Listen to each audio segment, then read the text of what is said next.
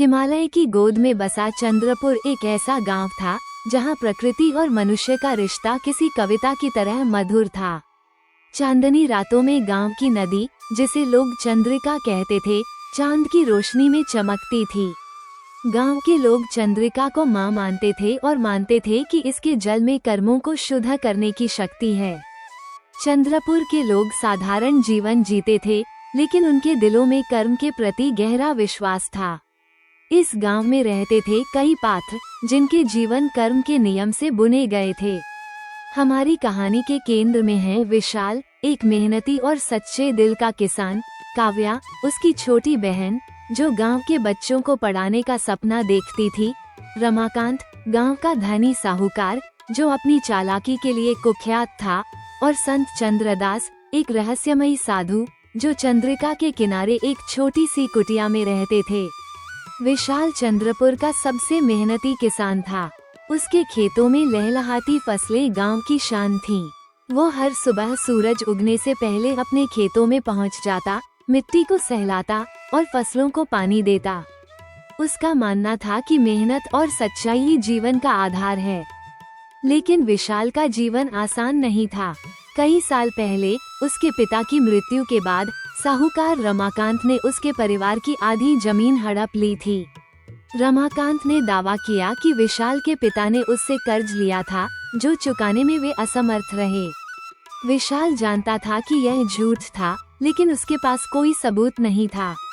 विशाल ने हार नहीं मानी। वो अपनी बची हुई जमीन पर दिन रात मेहनत करता और अपनी छोटी बहन काव्या और बूढ़ी माँ का पेट पालता। काव्या एक तेज तर्रार और सपनों से भरी लड़की थी। उसकी आवाज इतनी मधुर थी कि जब वो गांव के बच्चों को गीत सिखाती तो पंछी भी रुककर सुनते। काव्या का सपना था कि वो चंद्रपुर में एक स्कूल खोले, जहां गांव के बच्चे पढ़ लिखकर अपने सपनों को पंख दे सकें। लेकिन रमाकांत को काव्या का ये प्रयास पसंद नहीं था। वो चाहता था कि गांव के बच्चे उसके खेतों और दुकानों में काम करें, न कि पढ़ लिखकर उसकी सत्ता को चुनौती दें। एक दिन उसने काव्या को धमकाया, तुम्हारी हिम्मत कैसे हुई मेरे मजदूरों के बच्चों को पढ़ाने की? अगर तुमने ये सब बंद नहीं किया तो मैं तुम्हारे भाई की फसलें खरीदना बंद कर दूंगा। गांव में कोई उससे अनाज नहीं खरीदेगा। काव्या डर गई, लेकिन उसने अपनी भावनाएं छिपा लीं। वो नहीं चाहती थी कि विशाल को उसकी वजह से और मुसीबत झेलनी पड़े। उसने चुपके से बच्चों को पढ़ाना जारी रखा, लेकिन मन में एक डर साए की तरह मंडराता रहा। एक दिन चंद्रपुर में खबर फैली कि चंद्रिका के किनारे एक संत आए हैं, जिनका नाम चंद्रदास है। लोग कहते थे कि वो चंद्रिका के जल की तरह शांत और गहरा है। उसके पास वह ज्ञान है जो मनुष्य को उसके कर्मों का सही अर्थ समझा सकता है। विशाल और काव्या ने तय किया कि वे संत से मिलने जाएंगे। शायद उनके सवालों का जवाब मिल जाए। चंद्रिका के किनारे एक पुराने पीपल के पेड़ के नीचे संत चंद्रदास ध्यानमग्न बैठे थे। उनके चेहरे पर एक ऐसी शांति थी जो देखने वालों के मन को ठंडक देती थी। विशाल ने हिम्मत जुटाकर कहा, हे संत, हम आपके पास एक सवाल लेकर आए हैं। मैं दिन रात मेहनत करता हूँ, सच्चाई के रास्ते पर चलता हूँ, लेकिन मुझे दुख ही मिलता है। मेरी बहन बच्चों को पढ़ाना चाहती है, लेकिन उसे धमकियाँ मिलती हैं। दूसरी ओर रमाकांत जैसे लोग, जो धोखा और अन्याय करते हैं, सुखी जीवन जीते हैं। क्या कर्म का फल सचमुच मिलता है? संत ने आंखें खोली और मुस्कुराए। विशाल, तुम्हारा सवाल वही है जो हर युग में मनुष्य पूछता आया है। कर्म का नियम सूर्य की तरह अटल है, लेकिन उसका फल तुरंत नहीं मिलता। यह एक बीज की तरह है, तुम आज बोते हो, लेकिन फल आने में समय लगता है। मैं तुम्हें एक कहानी सुनाता हूँ जो तुम्हारे सवाल का जवाब देगी। लेकिन इस कहानी को अंत तक सुनना, क्योंकि आधा ज्ञान विष के समान होता है। कई साल पहले चंद्रपुर से दूर एक गांव था, जिसका नाम था सूरजपुर। वहाँ एक लोहार रहता था, जिसका नाम था रमेश। रमेश बड़ा मेहनती और दयालु था। वो लोहे से ऐसी सुंदर चीजें बनाता था कि लोग उसे लोहे का जादूगर कहते थे। लेकिन रमेश का जीवन आसान नहीं था। गांव के जमींदार हरिप्रसाद ने उसकी छोटी सी दुकान पर कब्जा कर लिया था, ये कहकर कि रमेश ने उससे कर्ज लिया था। रमेश जानता था कि यह झूठ है, लेकिन उसके पास कोई सबूत नहीं था। रमेश ने हार नहीं मानी। वो गांव के बाहर एक छोटी सी झोपड़ी में अपनी दुकान शुरू करता और दिन रात मेहनत करता। उसकी छोटी बेटी राधिका उसका सहारा थी। राधिका को गांव के बच्चों को कहानियां सुनाना पसंद था। वो चाहती थी कि सूरजपुर के बच्चे पढ़ लिखकर अपने सपनों को पूरा करें, लेकिन हरिप्रसाद को ये पसंद नहीं था। उसने राधिका को धमकाया कि अगर उसने बच्चों को पढ़ाना बंद नहीं किया तो वो रमेश की दुकान जला देगा। रमेश और राधिका निराश हो गए। एक दिन वे गांव के बाहर एक पुराने मंदिर में गए, जहां एक साधु रहते थे। साधु का नाम था विद्यासागर। रमेश ने अपनी सारी व्यथा सुनाई। साधु ने कहा, रमेश, कर्म का फल देर से मिलता है, लेकिन वो कभी खाली नहीं जाता। तुमने जो दया और मेहनत का बीज बोया है, उसका फल तुम्हें जरूर मिलेगा, लेकिन इसके लिए तुम्हें धैर्य और विश्वास रखना होगा। मैं तुम्हें एक काम देता हूँ। हर दिन सूर्यास्त के समय इस मंदिर के पास नदी के किनारे एक छोटा सा दिया जलाओ। ये दिया तुम्हारे विश्वास का प्रतीक होगा। रमेश ने साधु की बात मानी। वो हर दिन सूर्यास्त के समय दिया जलाने लगा। पहले कुछ दिन उसे कोई बदलाव नहीं दिखा, लेकिन धीरे धीरे उसके मन में शांति आने लगी। गांव के लोग उसकी मेहनत और विश्वास को देखकर प्रभावित हुए। एक दिन एक व्यापारी रमेश के पास आया और बोला, मैंने सुना है कि तुम बहुत कुशल लोहार हो।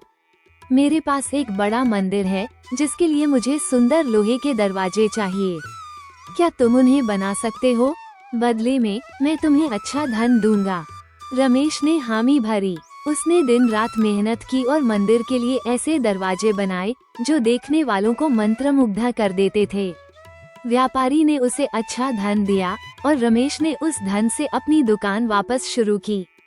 उसने राधिका के लिए एक छोटा सा स्कूल खोला, जहां गांव के बच्चे पढ़ने लगे। दूसरी ओर हरिप्रसाद का लालच बढ़ता गया। उसने गांव के लोगों से ऊंचे ब्याज पर कर्ज देना शुरू किया, लेकिन एक दिन उसके गोदाम में आग लग गई और उसका सारा धन जलकर राख हो गया। हरिप्रसाद अकेला और दुखी रह गया। संत चंद्रदास ने कहा, विशाल, काव्या, ये कहानी हमें सिखाती है कि कर्म का फल समय पर मिलता है।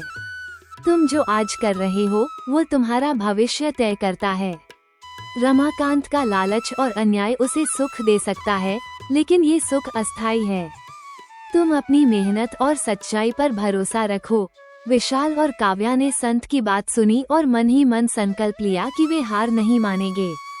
संत ने उन्हें एक काम दिया। हर दिन चंद्रिका के किनारे एक छोटा सा दिया जलाओ और एक संकल्प लो। ये संकल्प हो सकता है कि तुम किसी की मदद करोगे या अपने काम को और बेहतर करोगे। ये छोटे छोटे कर्म तुम्हें तुम्हारे लक्ष्य तक ले जाएंगे। विशाल ने संत की सलाह मानी। वो हर दिन चंद्रिका के किनारे दिया जलाता और अपने काम में और मेहनत करने का संकल्प लेता। उसने गांव के गरीबों को मुफ्त में अनाज देना शुरू किया। काव्या ने बच्चों को पढ़ाना जारी रखा और धीरे धीरे गांव के लोग उसके साथ जुड़ने लगे। एक दिन एक व्यापारी चंद्रपुर आया। उसने विशाल की फसलें देखी और प्रभावित हो गया। उसने विशाल से कहा, मैं एक बड़े शहर में अनाज का व्यापार करता हूँ। तुम्हारी फसलें बहुत अच्छी हैं। क्या तुम मेरे साथ व्यापार कर सकते हो? बदले में मैं तुम्हें अच्छा धन दूंगा। विशाल ने हामी भरी। उसने अपनी फसलें व्यापारी को दी और बदले में अच्छा धन कमाया। उसने उस धन से अपनी जमीन वापस लेने की कोशिश शुरू की। इसी बीच काव्या के स्कूल में बच्चों की संख्या बढ़ने लगी। गांव के बुजुर्गों ने रमाकांत को बुलाकर कहा, तुमने विशाल के पिता की जमीन हड़पी थी।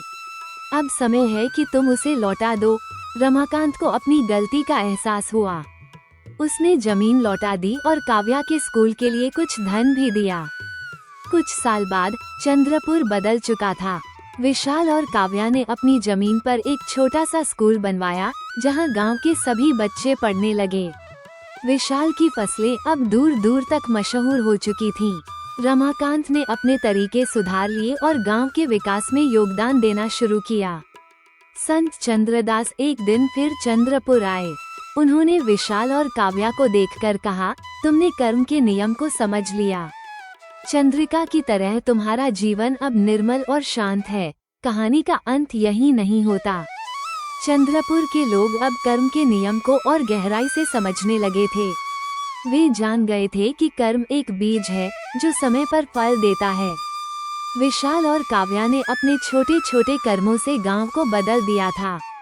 उनके दिए की रोशनी ने न केवल उनके जीवन को बल्कि पूरे गांव को प्रकाशित कर दिया था। कर्म का फल अवश्य मिलता है, चाहे वो अच्छा हो या बुरा। धैर्य और विश्वास के साथ किए गए कर्म जीवन को बदल सकते हैं। छोटे छोटे कर्म भी बड़े परिवर्तन ला सकते हैं। अच्छे कर्मों की दीपक हमेशा जलता रहता है। कर्म करो फल के लिए नहीं, देने के लिए।